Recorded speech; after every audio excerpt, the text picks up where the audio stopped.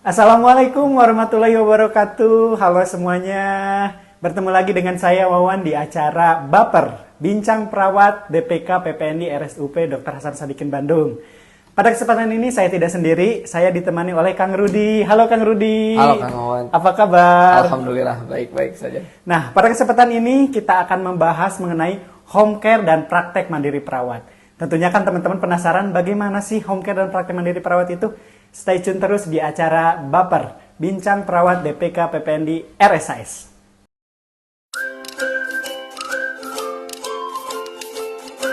Assalamualaikum. Setelah mandi, jangan lupa semprot Rumi deodoran spray di ketiak kamu.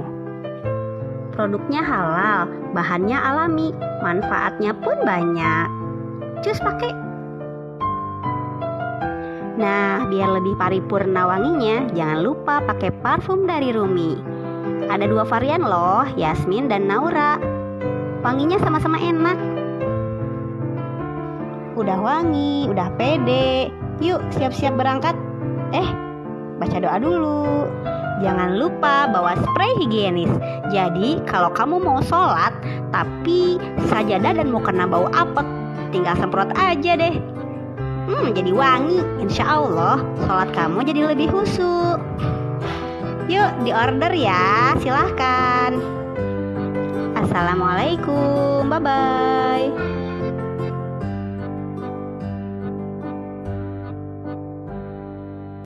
Berbicara masalah home care dan praktek mandiri perawat, ini menjadi sesuatu yang tren di kalangan perawat. Tentunya termasuk salah satunya di masyarakat umum, Kang Rudi. Ya, siap. Teman-teman ini pada penasaran sebenarnya home care itu seperti apa sih yang dilakukan oleh perawat?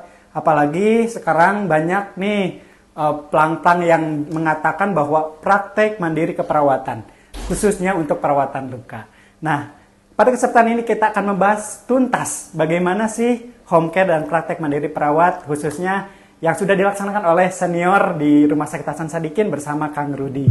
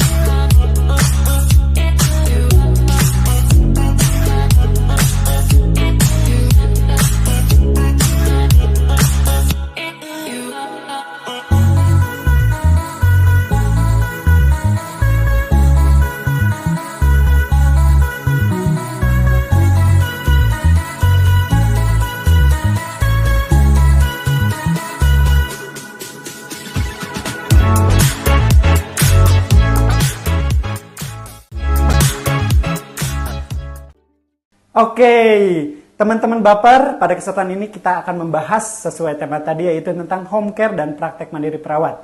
Nah, home care dan praktek mandiri perawat ini menjadi sesuatu yang tren di teman-teman perawat juga di masyarakat umum. Kenapa menjadi tren? Karena kita sering melihat pelang-pelang yang ada di jalan maupun di masyarakat lingkungan sekitar kita itu mengatakan praktek mandiri perawat. Nah, tentu teman-teman penasaran sebenarnya apa sih yang ada di praktek mandiri perawat itu. Tentunya kita akan berbincang dengan Kang Rudi, bagaimana sih pengalamannya tentang home care dan praktek mandiri perawat. Halo Kang Rudi. Halo Kang Wawan.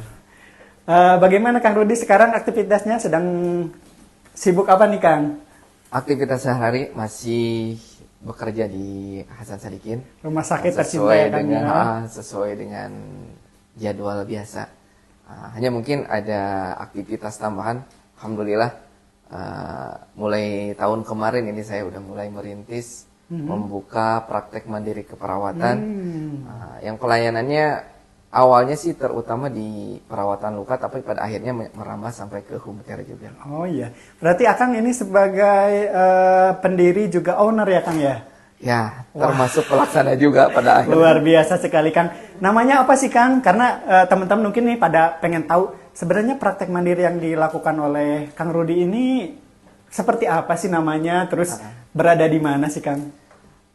Namanya Anugerah Care Rawat Luka Bandung Timur. Anugerah Care Rawat Luka Bandung Timur. Catat teman-teman nih. Karena kebetulan saya berada di Bandung Timur. Oh, rumahnya berarti di Bandung Timur nih. Iya.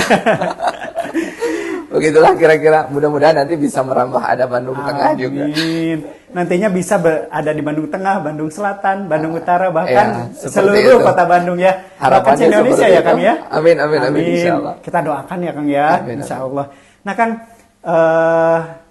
kita pengen bertanya nih sebenarnya home care perawat dan juga praktek mandiri itu sendiri, bagaimana sih peran perawatnya dalam home care ini? Ya, jadi sebenarnya gini Kang, pada saat pasien pulang ke rumah itu tidak semua pasien pulang ke rumah itu dalam kondisi sehat sempurna. Artinya ada beberapa pasien yang memang masih membutuhkan perawatan. Betul, betul. Nah, ini menjadi peluang buat kita perawat pada saat melihat kesempatan seperti ini harus dikelola dengan baik. Betul, betul. Jangan sampai mereka yang sudah bagus di ruangan, sudah diperbolehkan pulang, ternyata pulang ke rumah kondisinya memburuk lagi karena salah dalam penanganan atau salah dalam merawat di rumah. Misalkan keluarganya karena kesibukan kerja, kesibukan urusan yang lain, sehingga pasien yang tadinya sudah membaik menjadi penurunan. Nah, disinilah peran kita sebagai perawat bisa menjadi solusi bagi mereka yang membutuhkan yang dalam kesibukan sehingga membutuhkan penanganan lanjutan dari perawat. Kita bisa datang ke rumah-rumah untuk membantu kebutuhan pasien tersebut. Lebih ke home visit mungkin ya Kang ya? Home visit ada home care. Home visit itu kita hanya datang saja, kemudian melakukan tindakan. Kalau home care itu kita stay di sana. Kita membantu kebutuhan perawat, terutama kebutuhan pasien, baik itu dari kebutuhan dasarnya, makan, minumnya, mandinya, sampai misalkan kebutuhan-kebutuhan yang memang, apalagi kalau misalkan dia ada obat-obat lanjutan dari dokter. Yang mungkin nanti juga kita sampaikan evaluasinya ke dokter yang bersangkutan. Oh betul. Jadi memang lebih banyak mengelola pasien-pasien post rawat ya Kang di rumah sakit. Betul. Kebanyakan mereka kalau yang home care itu kebanyakan mereka sudah sebelumnya dirawat di rumah sakit sehingga kita lebih terprogram dalam penanganan. Betul. Betul. Every week is fashion week for me.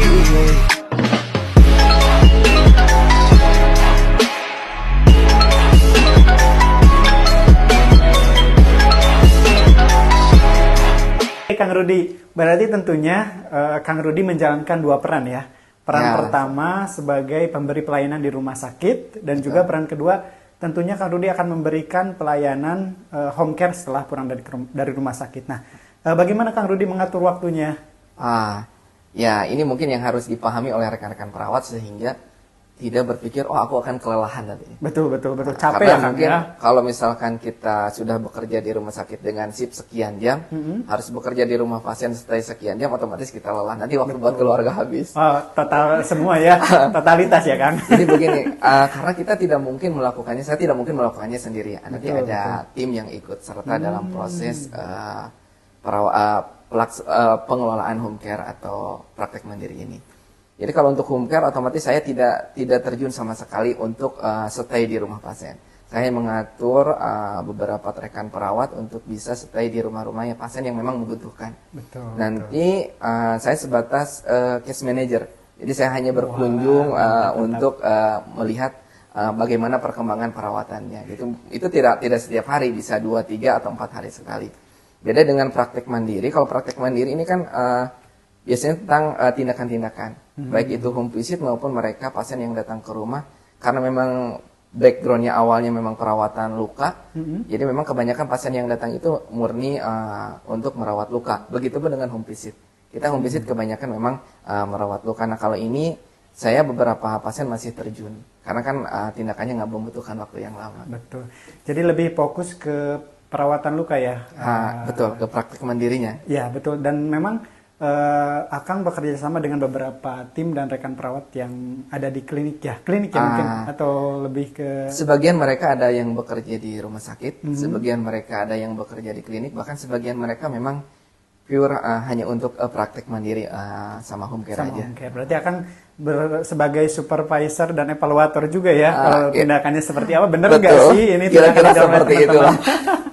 Luar biasa sekali kan. Ini mudah-mudahan jadi inspirasi ya buat teman-teman bahwa praktek itu tidak hanya sendiri sebenarnya ya. Kita punya tim dan memang tim ini akan bekerja sama memberikan pelayanan terbaik bagi pasien. Kira-kira Oke. seperti itu, insya Allah. Nah, Kang Rudi, sebenarnya manfaat home care sendiri nih bagi perawat dibandingkan dengan perawatan di rumah sakit atau di fasilitas perawatan lainnya, jangka panjangnya seperti apa sih? Perbedaannya mungkin lebih ke keseriusan saja. Kenapa lebih ke keseriusan? Kalau di rumah sakit mungkin perawat itu dia silih berganti. Betul, operan dinas ya. Operan ganti orang dinas gitu. dan mungkin fokus pada lebih ke perbaikan keadaan umum sampai dia stabil. Karena kalau udah stabil otomatis pasien dipulangkan. Betul, Nah, pulangkan. bagaimana pasien yang sudah stabil ini bisa beraktivitas kembali seperti biasa di rumah atau misalkan pemenuhan kebutuhan dasarnya di rumah. Nah, kita perawat yang di rumah itu lebih fokus. Artinya kita memang bertanggung jawab sendiri Ya. tentang kebutuhannya. Beda dengan kalau kita lepasin ya sudah selesai. Betul, Artinya dilanjutkan sama teman. Kalau di rumah ganti orang, walaupun misalkan nanti ganti orang, tetap kita masih bertanggung jawab dengan keberlangsungan pasien tersebut. Gitu. Benar-benar memang full tanggung jawabnya ya. Karena Betul. mungkin kalau di rumah sakit setelah selesai dinas, tanggung jawab diserahkan ke rekan teman, dinas ya. selanjutnya, selesai gitu Selesai, pulang ke rumah. betul. Tetapi kalau home care lebih kontinuitas, Betul. lebih tanggung jawabnya sepenuhnya sampai dia bisa sembuh kembali. Sampai misalkan selesai kontrak pekerjaan iya, kita dengan pasien tersebut. Berarti memang kita suka mengadakan perjanjian dengan pasien ketika akan berangkat atau datang seperti apa gitu ya. Nah, tentunya ini tidak gampang ya untuk menjadi seseorang perawat yang memang dia itu praktek sendiri, kemudian juga praktek di rumah sakit. Nah, sebenarnya keterampilan dan pengetahuan apa sih yang harus dimiliki oleh seorang perawat yang untuk melakukan praktek mandiri di tempat home care itu? Kalau untuk praktik mandiri sebenarnya seorang perawat itu minimal harus punya satu kemampuan expert, kelebihan. Keahlian mungkin ya? Keahlian atau kompetensi yang memang itu yang harus dia tonjolkan. Kenapa? Betul, Karena betul. kalau misalkan kemampuannya sama, mungkin pasien atau kepercayaan dari keluarga pasien juga mungkin akan sama seperti perawat-perawat yang lainnya. Pada saat kita mempunyai kompetensi, mungkin itu yang kita tawarkan. Betul. Seperti itu. Nah, untuk home care itu beda lagi. Karena home care itu pengetahuan kita itu memang harus menyeluruh. Makanya kita butuh tim yang memang mungkin bisa saling mengisi nanti di kekurangan-kekurangan. Betul. Jadi saling melengkapi ya Betul. antara satu staf dengan staf yang lainnya di home care ini. Berarti kan tadi harus ada sesuatu expert atau keahlian yang memang di bidangnya ya, seperti yang akan lakukan itu di perawatan luka. Nah, berarti ini menjadi bekal atau dasar nih kita membuka praktek mandiri ya, Kang ya. Ya, itu memang karena kebenarannya memang awal dasarnya karena basicnya luka itu. Jadi itulah kenapa dulu awalnya kita berani untuk mendirikan praktek mandiri itu, meminta berizin. Ya. Berarti harus pelatihan dulu atau gimana sih, Kang? Ya, tentu harus pelatihan dulu dan pelatihannya tentu yang menghasilkan sertifikat kompetensi. Karena tidak setiap pelatihan itu kan kadang ada pelatihan yang hanya sertifikat pelatihan aja, tapi tidak menghasilkan sertifikat kompetensi. Gitu. Nah, berarti yang mengeluarkan sertifikat kompetensi ini lembaga pelatihan atau gimana sih, Kang? Dari DPP PPNI pusat. Langsung. Dari DPP PPNI pusat. Berarti dari Jakarta yang ngeluarin bahwa jadi nanti lembaga pelatihan atau dia akan mengajukan ke pusat bahwa ini layak mendapatkan kompetensi. Iya. Harus secara legal ya, yang penting bahwa yang mengeluarkannya adalah Dewan Pengurus Pusat dari PPNI itu sendiri. Ya, Kang ya. Oke, Kang.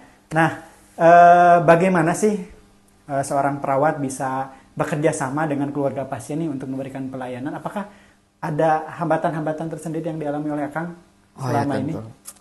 Kalau hambatan itu mungkin akan selalu ada, tapi kembali ke bagaimana kita menyikapinya. Intinya bagaimana kita berkomunikasi dengan baik itu dengan keluarga pasien maupun dengan pasien itu sendiri ataupun dengan rekan-rekan dokter, sejawat dokter atau dengan perawat, bagaimana kita menyampaikan apa yang bisa kita lakukan. Kemudian jangan sampai tuntutan mereka juga berlebih di luar batas kemampuan kita, karena kita punya kewenangan tersendiri. Perawat itu sama dokter beda. Jadi jangan sampai kita karena kita melakukan home care, tapi kita melakukan tindakan-tindakan yang memang di luar batas kewenangan kita. Kalau memang itu di luar batas kewenangan kita sampaikan ke keluarga bahwa itu harusnya dari dokter izinnya. Seperti itu. Jadi memang komunikasi ini menjadi sangat penting ya. Betul. Dari awal kita berkunjung ke pasien nih, bagaimana sih kewenangan yang kita mampu laksanakan, terus nanti persetujuannya seperti apa nanti itu di awal. Di awal ya? Sebelum pada saat mereka bertanya tentang menyampaikan tentang kebutuhan perawat, kita sampaikan ketersediaan kita dan apa-apa sih yang bisa kita lakukan terhadap mereka. Termasuk yang tidak bisa kita lakukan. Karena memang ada beberapa ranah yang teman-teman perawatnya harus tahu nih. Oh, ini ranahnya perawat mungkin ya. Oh, ini ranahnya dokternya, jangan sampai tumpang tindih nantinya ke arah malpraktek atau tidak sesuai dengan kewenangannya. Seperti itu. Jangan sampai kita melakukan hal-hal yang memang di luar batas kewenangan kita. Nanti kalau ada sesuatu, nanti kita sendiri yang repot. Kita harus sudah bertanggung jawab nih terhadap pasien nanti ke depannya, betul. Nah, itu menjadi sesuatu yang memang komunikasi yang memang menjadi modal dasar ya, Kang ya. Betul. Tentunya nanti menjadi acuan ke depannya akan seperti apa. Baik, Kang Rudi, tadi ada tantangan yang dihadapi, tentunya kan tidak mudah ya mengkomunikasikan itu. Nah, selama ini yang Kang Rudi alami nih, ketika berhadapan dengan keluarga pasien atau profesi lain nih, kendala-kendalanya apa saja sih? Tentu sikap pasien itu pasti beda. Betul. Ada orang yang berpendidikan, otomatis pertama yang pada saat mereka membutuhkan tenaga home care, secara garis besar mereka secara ekonomi pasti menengah ke atas. Betul. Tapi walaupun mereka ekonominya menengah ke atas, tidak setiap pasien itu paham tentang kesehatan. Jadi ada yang tuntutannya berlebih, ada yang memang mereka paham dengan kondisi pasien itu sendiri, atau bahkan dia paham dengan kondisi pasien, tapi karena saking sayangnya terhadap keluarga, terhadap orang tua misalkan yang sakit, jadi mereka tuntutan mereka sangat berlebih. Nah, itu mungkin yang harus kita komunikasikan. Kita sampaikan kemampuan kita, batas kewenangan kita. Sebenarnya lebih tuntutannya itu kita lebih bagaimana kita menyampaikan komunikasi dengan baik. Karena kalau misalkan tindakan dan sebagainya, insya Allah itu tentu kita harus bisa melakukannya sesuai dengan kewenangan kita. Betul. Tapi kalau misalkan masalah komunikasi ini mungkin yang harus kita sampaikan, termasuk tindakan-tindakan yang akan kita lakukan harus disampaikan juga. Betul. Bahkan pada saat misalkan ada sesuatu yang ini dijadwalkan oleh keluarga pasien harus diberikan, sementara kondisi pasien tidak memungkinkan untuk diberikan hal itu, maka kita juga pada saat kita menghentikan itu harus disampaikan juga. Jangan sampai nanti kenapa ini tidak diberikan. Misalkan makanan, pada saat makanan ini harus diberikan, ternyata pas kita retensi ternyata ada residu makanan. Nah, kita kan harus disampaikan, jangan sampai keluarga pasien protes kenapa makanannya tidak diberikan, padahal memang kondisi pasien yang tidak memungkinkan. Jadi nantinya lebih ke miskomunikasi ya. Betul. Nah, itu berarti memang peran keluarga juga ya, Kang ya, menjadi sangat penting dalam keberhasilan home care sendiri. Betul. Nah, berarti kuncinya memang harus komunikasi sedetail mungkin, sebaik mungkin dengan keluarga. Perlu disampaikan apa yang harus dilakukan dan hal-hal yang memang akan terjadi pada pasien. Betul. Oke, Kang Rudi. Nah, tadi kan berbagai macam tantangan nih yang dihadapi oleh Kang Rudi juga teman-teman nih. Boleh dikasih tahu nggak strategi terjitu nih, bisa dibilang biar komunikasi kita baik ke keluarga, kemudian keluarga juga bisa menerima dengan kondisi pasien, dan juga tentunya agar keluarga juga bisa berperan aktif dalam proses penyembuhan pasien. Hal ini harus disampaikan di awal. Yang pertama, kita tidak boleh menjanjikan kesembuhan, karena itu bukan hak kita. Jadi memang tidak boleh janji ya. Kalau janji itu sesuatu yang berat tentunya dan harus dilakukan, ditepati. Jadi tidak boleh sembarang menjanjikan ya. Jadi misalkan kalau dirawat sama saya ini sekian hari akan sembuh, nah itu tidak boleh. Ini tidak boleh ya. Jadi kita hanya menyampaikan apa yang kita bisa lakukan semaksimal mungkin yang bisa kita lakukan. Jangan menjanjikan kesembuhan.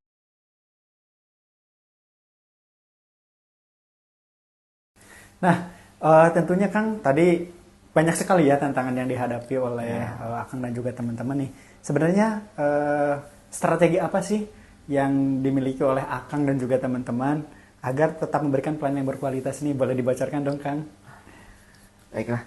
Yang pertama tadi udah disampaikan ya, bagaimana kita harus berkomunikasi dengan baik dari awal itu dengan keluarga pasien.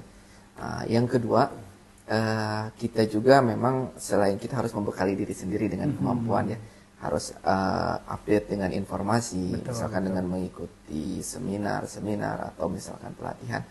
Tapi yang lebih penting bagi kita itu harus menjalin komunikasi dengan sejawat. Here we go.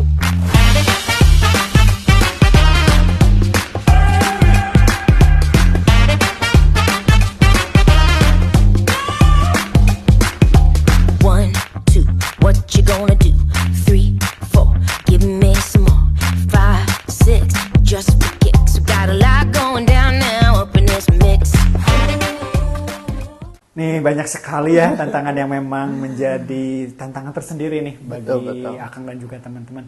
Boleh di-share sedikit nih Kang, strategi apa yang dimiliki oleh Akang dan juga teman-teman agar tetap memberikan pelayanan terbaik nih bagi pasien juga keluarga. Oke. Kita harus, yang pertama tadi komunikasi, otomatis kita harus bisa melatih komunikasi Betul. membiasakan diri berkomunikasi dengan baik dengan siapapun. Ya, dengan siapapun ya, tidak bukan hanya dengan pasien dan keluarga pasien, otomatis dengan keluarga kita sendiri, Betul, dengan betul. rekan-rekan kerja kita di rumah sakit. Jangan hanya karena kita di rumah sakit biasa-biasa aja. Justru mulainya dari rumah sakit ini kita Iya. mulai harus membiasakan diri berkomunikasi dengan baik Betul, betul. dengan rekan, dengan pasien dan dengan Pasien. sejawat dokter. Ya. Yang kedua, mungkin kita harus update dengan ilmu-ilmu yang memang mendasari keperawatan kita. Makanya, alhamdulillah sekarang ini kan banyak seminar-seminar ya, banyak webinar-webinar yang bisa diikuti online atau pelatihan-pelatihan. Baiknya kita memang harus sering, dan saya menyarankan seperti itu. Baik saya, misalkan maupun tim saya, jadi kita giliran untuk mengikuti pelatihan ataupun webinar-webinar seperti itu untuk agar kita termotivasi untuk terus memperbaiki diri. Yang terakhir mungkin kita juga harus welcome, open mind dengan sejawat dokter. Pasien itu pasti membutuhkan juga tindakan dari mereka. Pada saat memang mereka membutuhkan, kita konsultasi dengan dokter. Jangan hanya dikerjakan sama kita sendiri. Kalau memang itu di luar batas kemampuan kita, batas kewenangan kita konsultasi dengan dokter. Apakah pasien ini harus dirujuk ke rumah sakit, Betul. atau dokter yang datang melihat ke pasien untuk meninjau apakah memang dia cukup dilakukan tindakan di rumah saja seperti itu. Iya betul.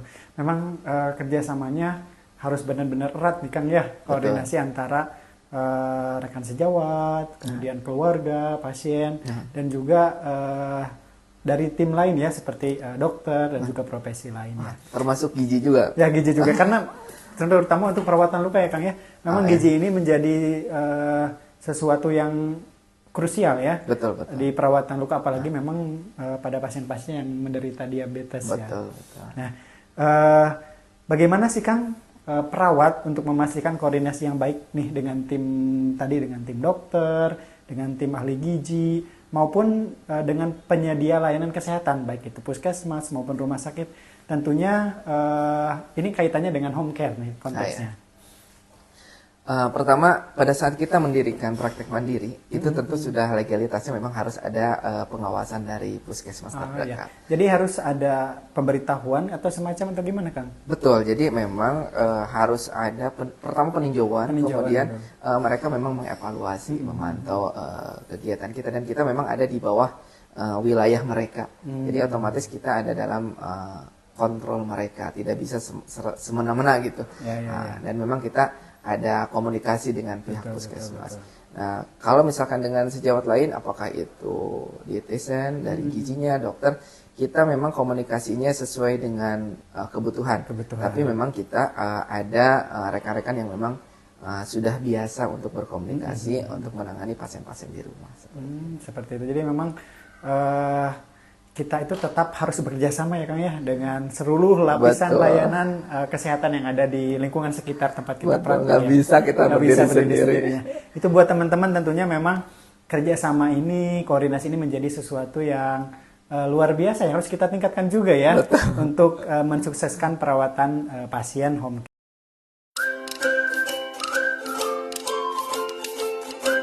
Assalamualaikum. Setelah mandi, jangan lupa semprot Rumi deodoran spray di ketiak kamu. Produknya halal, bahannya alami, manfaatnya pun banyak. Cus pakai. Nah, biar lebih paripurna wanginya, jangan lupa pakai parfum dari Rumi. Ada 2 varian loh, Yasmin dan Naura. Wanginya sama-sama enak. Udah wangi, udah pede. Yuk, siap-siap berangkat. Baca doa dulu. Jangan lupa bawa spray higienis. Jadi, kalau kamu mau sholat, tapi sajadah dan mau kena bau apek, tinggal semprot aja deh. Jadi wangi. Insya Allah, sholat kamu jadi lebih khusyuk. Yuk, diorder ya. Silahkan. Assalamualaikum. Bye-bye.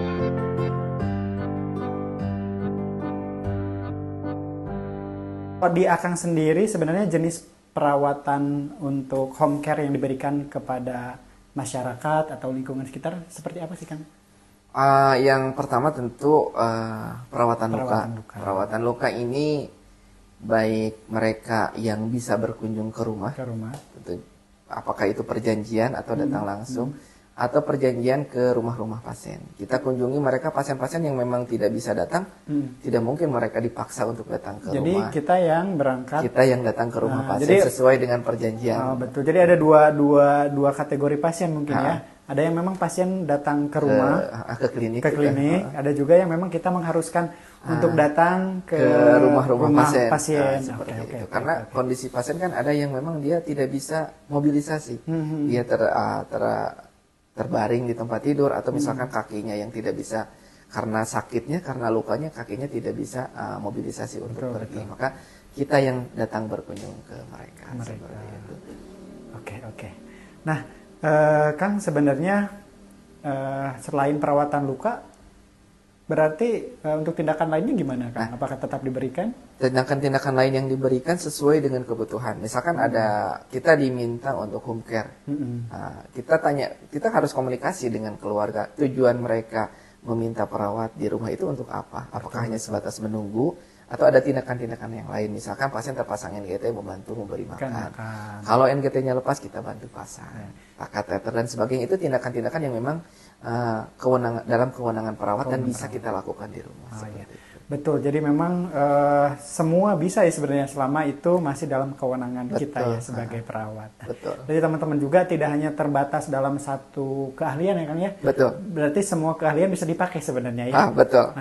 Nah itu menjadi motivasi karena ada beberapa teman mungkin Kang Wawan saya mah cuma bisanya perawatan luka tidak bisa, tapi saya bisa melakukan pemasangan NGT atau misalnya dia bisa melakukan pemasangan infus dengan pengawasan atau yang lainnya. Nah ini juga menjadi modal dasar ya Kang ya. Modal dasar buat teman-teman. Bukan tidak punya kalian, berarti perawat itu multitasking ya kan. Betul. Jadi berbagai macam. Gitu. Nah semua tindakan, semua keahlian yang dipunyai oleh perawat di rumah saya itu bisa dilakukan di rumah. Betul, luar biasa nih buat teman-teman nih. Jadi jangan segan ya, mungkin jangan takut saya nggak bisa ini, tapi seiring berjalannya waktu tentunya kita disesuaikan dengan kebutuhan pasien ya. Jadi semua ilmu yang kita punya ini bisa kita aplikasikan ya di home care ini. Apa yang kita pelajari selama pengalaman saya, apa yang kita pelajari dari tentang ilmu-ilmu keperawatan, insya Allah semuanya bisa kita aplikasikan, tergantung kondisinya.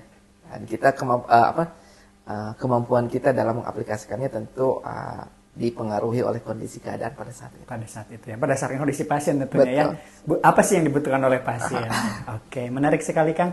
Nah, bagaimana sih Kang? Kita kan tentunya ada berbagai macam pengetahuan yang terupdate ya Kang ya. Dari berbagai macam yang terkini lah. Karena memang yang namanya ilmu pengetahuan itu terus berkembang ya. Terus berkembang dari tahun ke tahun. Tentunya mungkin ilmu yang dipelajari waktu kita kuliah belum tentu setelah 10 tahun masih bisa dipakai. Betul. Nah, bagaimana sih perawat ini bisa menjaga keterampilan dan pengetahuan mereka agar tetap bisa dipakai di ranah praktek mandiri ini? Betul. Dan memang ini suatu kewajiban dan keharusan. Harus ya Kang ya. Karena kita akan bukan hanya sebatas merawat, kita akan menjadi solusi bagi pasien dan keluarga. Pada saat misalkan mereka membutuhkan dan itu mungkin di luar kebiasaan, nah kita akan menjadi solusi bagi mereka. Misal ada sesuatu obat atau apa yang memang tidak bisa didapatkan, kita harus punya alternatif lain. Nah itu pengetahuan kita tentang alternatif hal-hal seperti ini itu mungkin akan menjadi kelebihan tersendiri buat kita.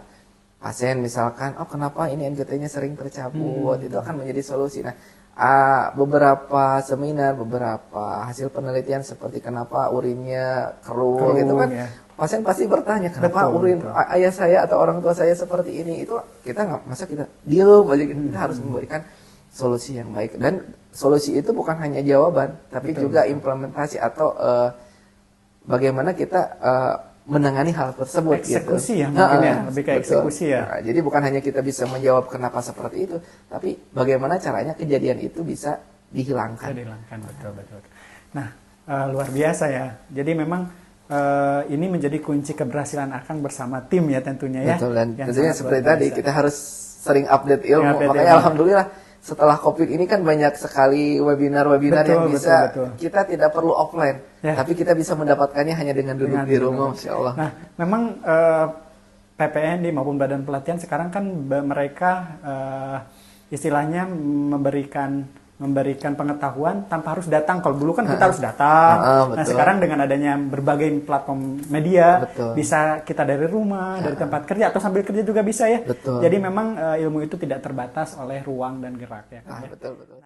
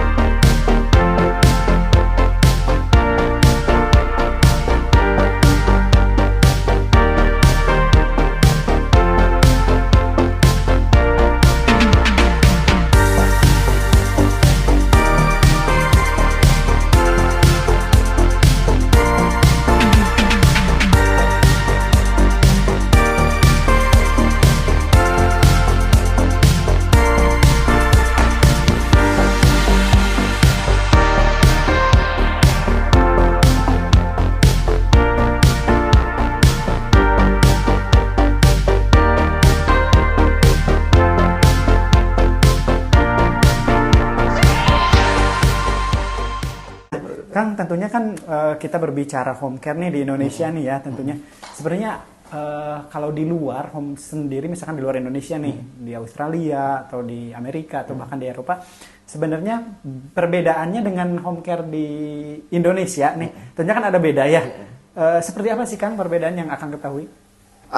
Yang saya tahu kalau misalkan di luar itu dari informasi yang saya dapatkan itu mereka yang home care itu bukan hanya perawat, Betul. tapi termasuk dokter spesialis. Mereka pasien dirawat di rumah sakit itu diminimalkan. Mereka benar-benar bisa info pasien itu sampai ke rumah-rumah. Nah itu mungkin yang menjadi beda di kita. Di kita jangankan dokter itu akan sangat sulit, kecuali mereka yang benar-benar meluangkan waktu untuk bisa datang ke rumah. Dan memang itu biasanya dokternya masih dokter umum. Kalau udah spesialis mereka juga punya kesibukan, saya paham sih mereka punya kesibukan dan yang ditawarkan juga mungkin agak berat juga buat mereka ya. Jadi di kita itu home care itu benar-benar pure kebanyakan perawat atau terapis. Fisioterapis. Nah jadi agak beratnya bedanya seperti itu. Tapi alhamdulillahnya itu walaupun mereka dokter itu tidak bisa datang ke rumah, tapi mereka selalu welcome. Welcome-nya itu misalkan kita WA atau kita konsultasi, mereka tidak pernah menutup. Jadi mereka mau melayani komunikasi walaupun hanya via telepon. Wah, keren banget ya. Jadi memang home care ini kalau di negara luar cukup berkembangnya, tidak hanya satu profesi ya Kang ya. Betul. Mereka akan lebih, upaya preventifnya akan lebih bagus mungkin ya kalau di rumah atau misalnya yang fasilitas pelayanan kesehatannya jauh nih, ada di pusat kota misalnya, tapi dia bisa mendapatkan pelayanan terbaik dengan profesi lain atau dokter berkunjung ke rumahnya ya. Betul. Nah, Kang, kaitannya home care ini nih, tentunya zaman sekarang itu kan serba high tech ya Kang ya. Ada teknologi, ada berbagai macam media atau bahkan inovasi-inovasi yang ada bermunculan saat ini ya. Nah, sebenarnya bagaimana sih Kang si inovasi atau peran teknologi ini bisa mendukung ke praktek home care itu sendiri? Dalam hal promosi mungkin ya. Promosi ya. Promosi, tapi jujur aja, untuk hal promosi menggunakan media saya masih bertahap. Kenapa? Karena khawatir tidak terkelola dengan baik. Jangan sampai ada orang yang reservasi melalui media tapi terbengkalai. Atau misalkan kita tidak siap untuk menangani beberapa pasien yang reservasi karena mungkin kalau misalkan media udah banyak, kita juga timnya harus siap. Jadi kita masih bertahap. Media mungkin baru mulai awal tahun saya menggunakan media. Sebelumnya kita komunikasi mengikuti pasien-pasien yang pulang dari rumah sakit, dan alhamdulillah sekarang pasien-pasien yang dari luar rumah sakit Hasan Sadikin udah mulai bermunculan. Wah, Nah ini mungkin solusi, apalagi mungkin rumah sakit kan udah banyak, rumah sakit swasta juga sudah banyak, dan mereka tidak sedikit yang membutuhkan pelayanan lanjutan di rumah. Seperti itu. Jadi kalau media mah insya Allah itu akan sangat membantu sekali ya, dalam proses perkembangan praktek mandiri atau home care bagi kita, mungkin bagi rekan-rekan perawat yang ingin membuka, jangan takut, insya Allah kemudahan itu pasti akan ada. Pasti ada ya. Jadi memang media promosinya cukup lumayan ya dengan platform Betul. media. Ya. Cuman memang harus siap ya Kang. Jadi setiap saat 24 jam ngebales WA, ngebales DM Instagram, atau bahkan mungkin ada yang komen di YouTube. Betul. Atau yang reservasi langsung ya. Nah ini menjadi tantangan tersendiri ya. Jangan sampai saat kita buka oven ke media sementara mereka meminta ke kita, kitanya responnya kurang, nah kitanya jadi kurang bagus ya. Nanti malah diberi penilaian kurang bagus, kita sendiri yang kerepotan nanti. Jadi memang harus bertahap ya, dan memang pada saat seperti itu kita harus siap. Nah, pada saat kita open dengan media kita harus siap. Jadi memang disiap di kitanya dulu ya. Betul. Timnya kita Harus disiapkan dulu. Kalau misalnya udah siap, oke kita open ke semua platform media misalnya. Wah, mantap sekali. Berarti itu kan membantu sekali ya, sangat membantu. Sangat membantu sebagai media promosi. Betul. Oke, Kang. Every week is fashion week for me.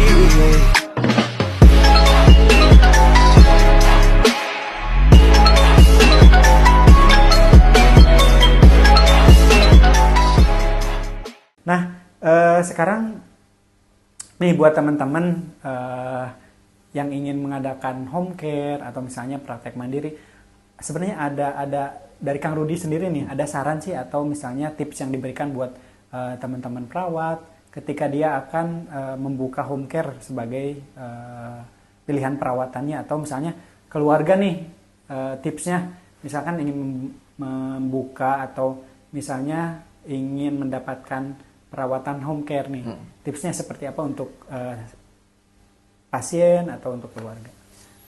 Untuk keluarga atau pasien yang membutuhkan, mungkin saran saya kan banyak sekali ya home care yang berkembang saat ini, termasuk mungkin di Kota Bandung akan banyak beberapa home care yang memberikan layanan. Jadi pastikan bahwa mereka memang legal. Betul. Yang kedua, mereka memang bisa bukan hanya stay, tapi memang benar-benar memiliki kemampuan untuk melakukan tindakan keperawatan dan berkomunikasi dengan baik dengan sejawat lain. Karena tidak sedikit pada saat mereka datang ke rumah ada sesuatu yang memang membutuhkan tindakan lain, mereka juga kebingungan. Belajar dari pengalaman sebelumnya, sebelum saya membuka sendiri. Jadi ini ketika membuka itu menjadi sekalian belajar ya, kita belajar betul, menghadapi karena sebelum membuka sendiri otomatis saya udah mulai pernah juga stay di rumah dulu gitu, pernah stay di rumah. Bagaimana kita belajar, ternyata nggak bisa, banyak hal yang untuk home care ini bukan hanya kemampuan perawat saja, tapi memang membutuhkan hal-hal yang lain, termasuk tadi gizi, terapis. Kita jangan tertutup, jangan oh ini hak kita, enggak. Ada hak terapis yang memang, kalau memang terapis lebih berhak untuk melakukan tindakan itu, panggillah mereka ke rumah. Kalau memang gizi lebih berhak, kita konsultasi gizi aja, biarkan gizi yang menyediakan mereka. Jangan kita ngasih saran tapi kita juga nggak punya solusi, hanya saran aja. Tapi kita tidak bisa menyediakan dengan baik, solusi aja. Solusi aja, oke. Sesuai bidang keilmuan ya tentunya. Betul. Ya, Kang ya. Jangan sampai bidang keilmuan lain kita ambil. Jadi salah kaprah tentunya ini. Betul. Ya Kang ya. Kalau untuk rekan-rekan perawat mungkin sarannya, kalau misalkan rekan-rekan perawat mau membuka home care atau membuka praktek mandiri, tadi yang pertama, pastikan kita punya kelebihan, punya expert. Jangan sampai nanti orang mencari kita, tapi kita tidak tahu apa yang kita tawarkan. Jadi pada saat mereka menemui kita tahu apa yang kita tawarkan sebenarnya. Betul. Ya, itu jangan sampai mereka datang ke kita, apa aja yang bisa dilakukan oleh kita juga kebingungan mau menjawab apa. Jangan sampai seperti itu. Nah, jadi kita harus tahu kelebihan atau kemampuan kita itu seperti apa. Batas kemampuan kita itu, mungkin kewenangan perawat banyak, tapi batas kemampuan kita itu sampai di mana. Gitu. Nah, kita juga harus sampaikan, jangan semua kemampuan perawat kita bisa lakukan semuanya. Apakah kita memang bisa melakukan semuanya, kita sampaikan saja. Tidak menutup kemungkinan mungkin nanti ada rekan-rekan tim yang lain yang mungkin bisa menyarankan, oh ini ada orang yang bisa membantu tim kita, itu akan menambah lagi, menambah tim lagi. Bisa konsultasi ke lebih yang expert mungkin Betul. ya. Beberapa bahkan ada saya sempat pasien dirawat oleh perawat, kemudian malah kita jadi kita yang datang yang belum ke dokter, kita datang dulu yang lebih berpengalaman ke sana. Kita komunikasikan, kita cari solusi dengan kondisi pasien seperti ini, ternyata bisa ditangani oleh perawat mungkin yang lebih berpengalaman. Oke. Seperti itu. Ini juga menjadi dasar ya Kang ya. Ya. Salah satu modal yang harus dimiliki oleh teman-teman yang akan membuka home care di Betul, rumah. Ya, betul. betul. Nah, untuk home care sendiri nih perawat ini, apakah memang harus memiliki SIPP tersendiri gitu Kang? Atau Wajib, Pak. Tapi Wajib. teman-teman pada Jangan- nggak tahu nih. Mau baik itu kita praktek mandiri atau ikut serta ke orang betul. lain, kita wajib memiliki SIPP. SIPP. Karena itu memang kewajiban kita, itu sebagai bentuk tanggung jawab kita terhadap pasien dan keluarga. Jadi jangan berani-berani praktek mandiri tanpa SIPP. Karena kalau ada sesuatu kita udah angkat tangan, nggak bisa berbuat apa-apa. Nggak lega ya Kang? Kita aja di rumah sakit SPP-nya harus berlanjut terus sama. Di Sama rumah ya, juga di sama. rumah Kita bisa menggunakan itu bedanya kalau di rumah sakit SIPP itu hanya kita di sini. Kita di sini. Tapi praktek mandiri itu SIPP-nya bisa datang ke rumah-rumah.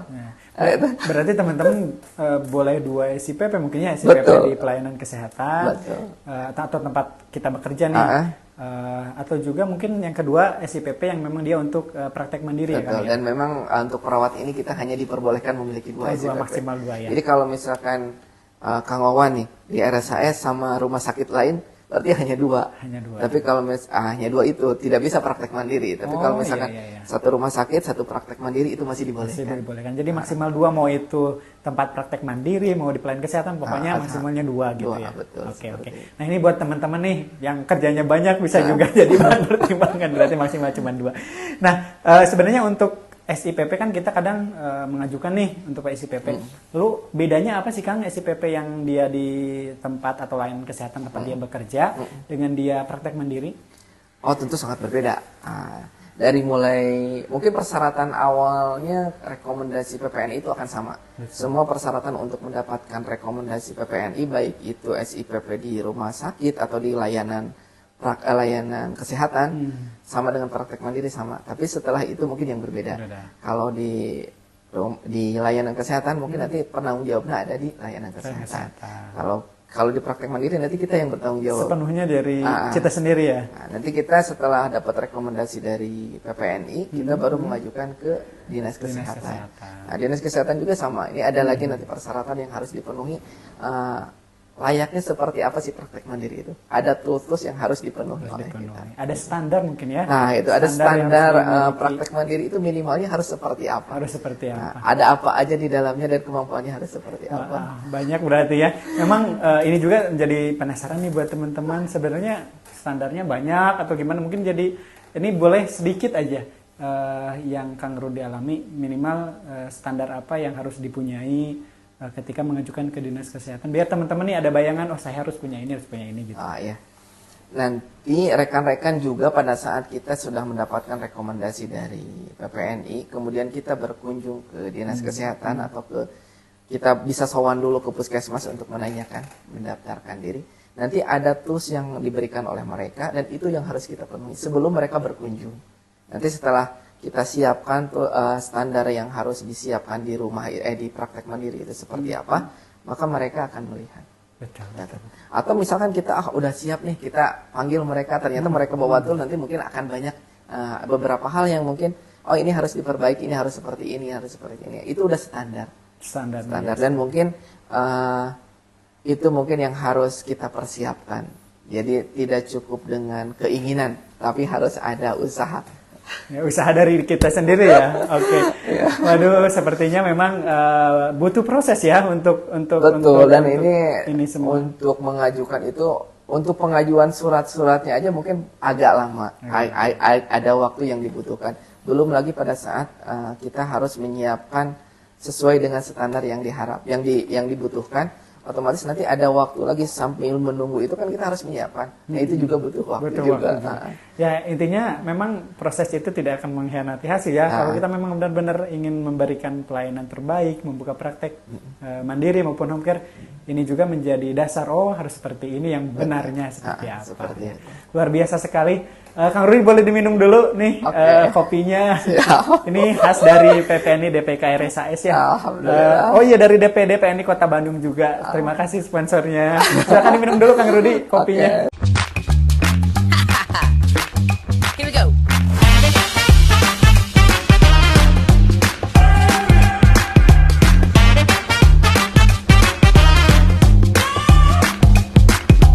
One, two, what you gonna do?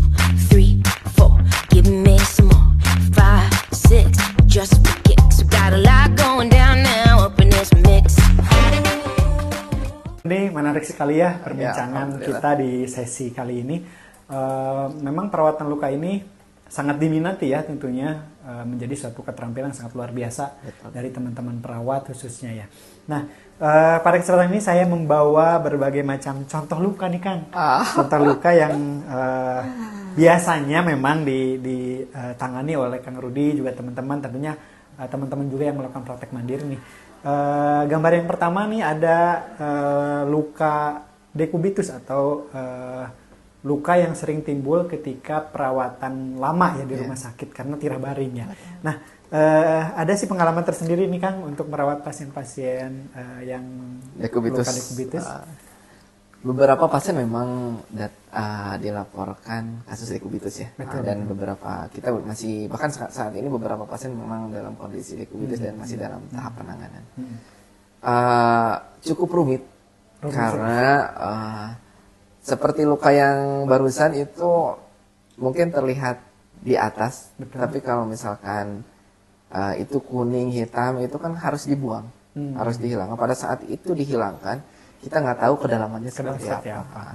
Nah itu mungkin yang kalau kita langsung gunting atau kita langsung buang, mungkin nanti keluarga pasien akan bertanya kenapa dirawatnya malah jadi tambah dalam, malah jadi lebih besar lukanya. Nah seperti itu. Nah, itu harus disampaikan lebih awal.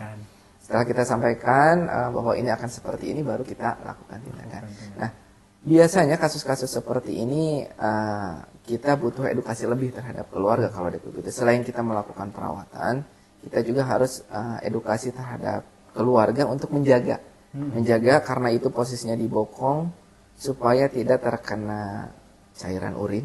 Betul. Kalau dia tidak pakai kateter, otomatis harus lebih hati-hati lagi. Yang kedua, feses yang mungkin bisa merusak atau mengganggu proses penyembuhan luka. Karena kalau sering kena feses, sering kena urin, luka dekubitus itu akan makin sulit lagi, dan bisa menjadi lebih besar. Yang kedua, posisi miring kiri, miring kanan. Saya sering membuat 2 jam. 2 jam itu kita pasti di rumah sakit sering mendengar miring kiri, miring kanan 2 jam. Apalagi pasien-pasien di ICU ya, yang tirah baring atau kita pasien stroke. sampaikan miring kiri, miring kanan 2 jam. Tapi saya sering dituliskan dari jam 00, 2 jam, tiap 2 jam itu miring kiri, miring kanan, terlentang, miring kiri, miring kanan, terlentang.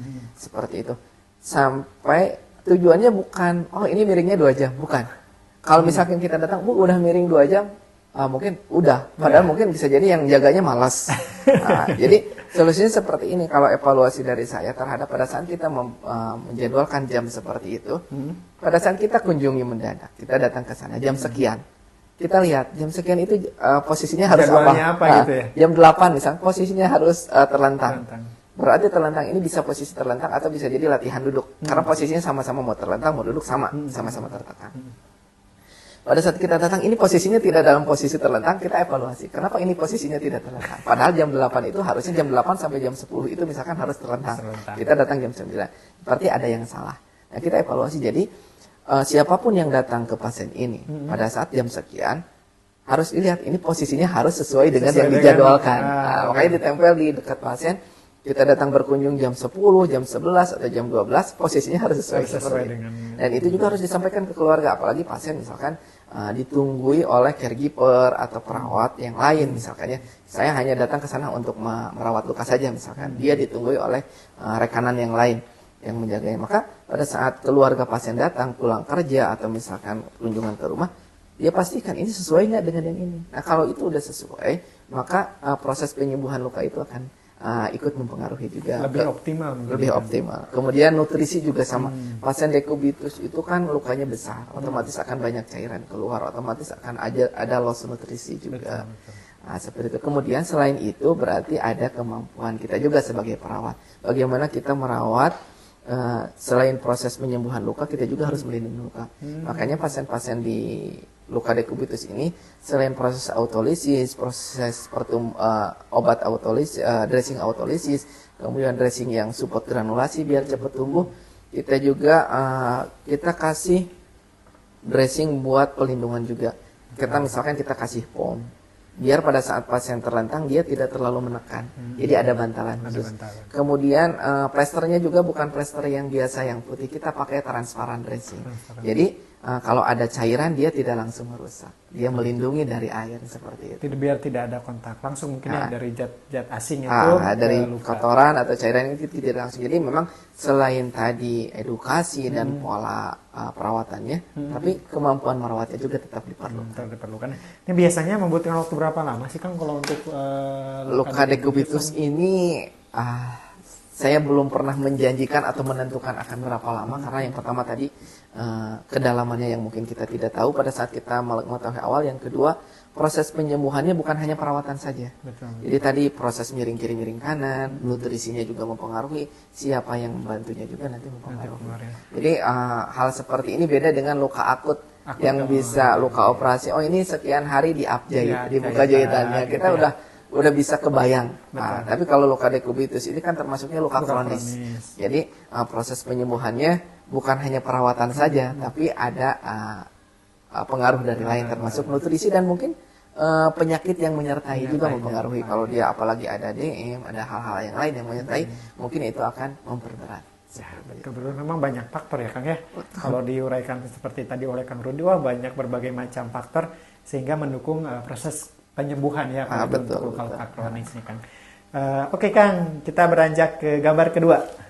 Nah ini ada gambar yang memang dia habis jatuh sepertinya, habis lukanya. Ini kan luka akut atau luka kronis kalau seperti ini? Kalau seperti ini tampaknya selulitis kan? Selulitis, ini luka selulitis. Ini luka, soalnya merah, kakinya juga merah ya. Oh iya. Ini merah itu kenapa sih Kang bisa merah seperti ini? Ini ada gangguan peredaran darah. Tampaknya ada gangguan peredaran darah. Ini udah menjadi selulitis. Biasanya ada penyakit penyerta lain, misalkan gangguan peredaran darah ke kaki itu, kemudian terjadi luka yang kemudian infeksi sehingga terjadi peradangan pada kulit. Ini cukup menyakitkan biasanya. Ini ada sakit ya biasanya pasien? Sakit, ini pasien seperti ini sakit, dan kadang kita hanya kalau misalkan kita ngerawat ya hanya sebatas membalut saja, itu tidak akan berpengaruh apa-apa, malah semakin besar. Nah, jadi proses perawatan luka selulitis ini cukup sulit. Cukup sulit dan memang membutuhkan biaya yang lebih besar karena kita harus membalutnya pakai elastic bandage. Jadi harus agak ketekan gitu sehingga dia lebih cepat untuk sembuh, dan memang menggunakan antimikroba, baik itu yang mungkin diminum kalau disarankan dari dokternya. Kalau dokternya tidak menyarankan, kita antimikrobanya yang topikal. Yang topikal, oke. Lebih sulit yang ini atau yang luka dekub tadi kan? Kalau luka dekub itu berjalan baik, insya Allah. Berjalan baik selama perawatan bagus, pola tadi miring kiri miring kanan stabil, dia akan tumbuh dengan sendirinya. Kalau ini dipengaruhi kondisi pasiennya sendiri. Kalau gangguannya masalahnya di vena, di arteri, tetap harus konfirmasi dengan dokter. Bisa berdiri sendiri. Ini berarti ada penyebab utama luka ini dari mana? Bisa jadi gangguan peredaran darah, atau misalkan ya ada semacam infeksi di kaki juga sama. Ada yang DM, ada yang sempat DPT juga mungkin bisa jadi menyebabkan. Tapi kalau DPT biasanya jarang yang langsung ditanganinya di rumah sakit, ya mungkin ke rumah-rumah gitu ya. Kalau yang ini mungkin masih ditangani di rumah, itu mungkin masih infeksi selulitis ringan. Berarti memang peran di sini kita akan mengatasi infeksinya ya, lebih ke infeksinya nanti akan mempengaruhi ke arah lukanya. Betul. Dan kemampuan kita untuk menilai luka itu sangat diperlukan. Oh, iya, iya. Jangan sampai kita mengkaji luka seperti luka biasa. Oh, ini anggap luka biasa, kemudian kita rawat biasa, nanti kenapa dirawatnya malah jadi makin nambah ya. Iya, berarti memang peran identifikasi awal ketika melakukan perawatan Pengkajian luka ya, itu. pengkajian di awal itu harus memang benar-benar matang ya. Jangan hanya melihat luka, kita harus komunikasi juga dengan pasien, dengan keluarga. Ini kenapa bisa seperti ini, mulai kapan, sakit apa yang pernah diderita. Betul. Itu akan menjadi dasar kenapa terjadi demikian, seperti Iya, itu. iya. Mungkin Kang Wawan juga ini pasti sudah ada standarnya kenapa sampai membawa foto seperti ini, karena pasti tahu sejarahnya gimana. Nah, ini kan ini. tidak semua teman-teman yang berkecimpung di dunia perawatan luka ya Kang ya, karena memang kadang ada beberapa orang yang menganggap oh ini mah nggak apa-apa gitu, padahal memang ini kondisi lukanya urgent sekali ya. Betul. Apalagi dengan infeksi yang terus bertambah, kondisi pasiennya yang memang tadi ada beberapa penyakit imunosupresan, atau betul. misalkan kelainan pembekuan darah dan yang lainnya, tentu akan berakibat ke kondisi luka ya Kang ya. Ya, Ngomong-ngomong mengenai imunosupresan, ini hal yang sulit dalam proses Nah, itu perawatan. gimana, Saya Kang? punya cerita tersendiri nih, wah, pasien-pasien. menarik sekali sepertinya teman-teman. Apalagi memang imunosupresan ini menjadi penentu juga ya Kang ya. Betul. Nanti kesembuhan selanjutnya seperti Dan apa. ini sampai sempat bukan TikTokan ya, sampai sama dokternya juga, karena dia ada otomatis mereka dalam pengawasan dokter kan. Betul. Jadi saya punya pengalaman kasus pasien dengan lupus. Otomatis dia mendapatkan terapi-terapi imunosupresan. Dan secara teori itu pasti mempengaruhi proses penyembuhan Betul, luka ya. betul. Saya ketemu pasien itu 3 bulan. Dalam artian gini, pasien itu sudah dirawat 3 bulan. Dan setelah 3 bulan itu, pada kenyataannya, menurut pasien dan keluarga, lukanya itu akan malah semakin besar. Semakin besar. Dan pada saat saya ketemu dengan pasien itu, lukanya memang di kaki. Lukanya di kaki, dan lukanya sudah kuning, udah berbau gitu ya. Betul. Dan kata beliau, ini udah dirawat, udah 2 rumah sakit, saya tidak sebutkan, udah 2 rumah sakit, udah ada perawat juga, tapi tetap aja semakin buruk. Dan kebetulan pada saat itu dia dirujuk ke rumah sakit kita. Nah, ketemulah sama saya di sini di ruang perawatan. Dirawatnya cuma sebentar, hanya pemantauan dari dokter, kemudian dipulangkan, dan dipertemukanlah pada saat itu qadarullah. Dia menanyakan tentang perawat luka dan dipertemukan dengan saya. Uniknya, saya juga tidak tahu kenapa kita lakukan perawatan sebagai biasa, tapi seperti biasa kita edukasi dulu, dan qadarullah itu hanya membutuhkan waktu nggak sampai 2 bulan. Nggak sampai 2 bulan dengan apa yang saya ketahui dari proses perawatan luka, dia semua sempurna, tertutup. Nah, unik ya, setelah sebulan dari itu dia ngontak lagi. Cie. Ada kabar ya, ada apa gerangan? Ada luka lagi di tempat lain. Oh, wow. Kenapa Kang bisa seperti Ada itu? luka lagi di tempat lain, dan dia sudah pergi ke dokter spesialis untuk penanganan lukanya itu, dan sudah dilakukan penanganan, tapi kembali lagi menjadi buruk lagi, memburuk lagi, dan dia kembali lagi ke saya pada akhirnya. Kembali ke saya, ternyata dokternya harus menghentikan obat, tapi kalau menghentikan obat resikonya juga ke pasiennya juga. Perawatan sampai setelah ini prosesnya lebih lama yang 2 ini, karena datangnya itu lebih dalam. Dan memang udah ada kuning-kuning juga. Padahal itu baru sebulan setelah, tapi lukanya di tempat yang lain. Nah, sampai setelah hampir 3 bulan, dokternya menanyakan, ini perawatnya ahli enggak? Jadi pasiennya relax aja bilang begitu ke saya. Kata saya, ya bukan yang pertama udah sembuh dengan sempurna, tidak ada masalah sampai sekarang. Kalau misalkan dokternya menanyakan seperti itu, sampaikan aja apa adanya. Kalau saya bilang ahli juga, mungkin dokter juga nggak mungkin langsung percaya begitu saja. Sampaikan aja, ini bukti perawatan yang pertama seperti ini. Ibu mau konsultasi ke dokter bedah atau mau itu silahkan. Atau mau melanjutkan perawatan seperti yang saya lakukan, silahkan. Sampai akhirnya dia memutuskan untuk tetap meminum obat karena dia khawatir dengan kondisinya, dan tetap melakukan perawatan bersama saya. Dan qadarullah hanya butuh 1 bulan dari itu sembuh. Padahal selama 3 bulan itu sama aja ya. Tapi memang proses perawatan luka itu seperti itu, yang imunosupresan itu dia tidak serta-merta langsung sembuh. Dia membutuhkan pengeluaran cairan yang banyak. Kita kasih obat, kasih dressing ini, cairannya banyak aja terus keluar. Sampai baru sehari 2 hari udah datang, udah manggil lagi untuk Cepat jenuh mungkin ya Kang ya? cepat jenuh. Tapi pada akhirnya dia dirawat sampai 4 hari sekali dan sembuh sempurna. Nah, itu mungkin pengalaman tentang pasien dengan imunosupresan itu mah sulit diduga. Dia bisa sembuh dengan cepat, tapi bisa jadi memanjang lebih dari yang dibayangkan. Padahal lukanya nggak besar. Lukanya nggak besar. Tapi cairan yang keluar itu tidak bisa tidak terkontrol. Ya, terkontrol. Itu mungkin pengalaman tersendiri. Pasiennya, dokternya sampai bingung juga. Dia sampai bertanya seperti itu. Padahal pasien sendiri tahu bahwa yang pertama, yang 3 bulan pertama itu dia tidak sembuh, dan kemudian hanya kurang dari 2 bulan luka yang lebih besar dari yang kedua itu bisa sembuh. Nah, Oke, tidak terasa bincang kita pada kesempatan kali ini di Bincang Perawat Baper DPK PPNI RSIS. Tentunya banyak sekali yang bisa kita ambil ya Kang ya dari sharing pengalaman Kang Rudi, dan juga nanti buat bekal nih buat teman-teman. Tentunya membuka praktek mandiri ini bukan hal yang mudah, namun bisa kita lakukan karena akan memberikan manfaat yang banyak ya untuk pasien, untuk keluarga, bahkan untuk perawat sendiri. Kuncinya yang pertama bahwa harus legal, kemudian tidak membuat atau memberikan janji kepada keluarga pasien, dan juga komunikasi yang sangat luar biasa menjadi modal dasar. Dan tentunya yang paling penting adalah kerjasama dari berbagai lapisan profesi lain maupun layanan-layanan kesehatan yang ada di lingkungan tempat kita praktek. Nah, sekian mungkin dari saya Wawan, mohon pamit undur diri. Saya tunggu di kegiatan selanjutnya, di sesi selanjutnya.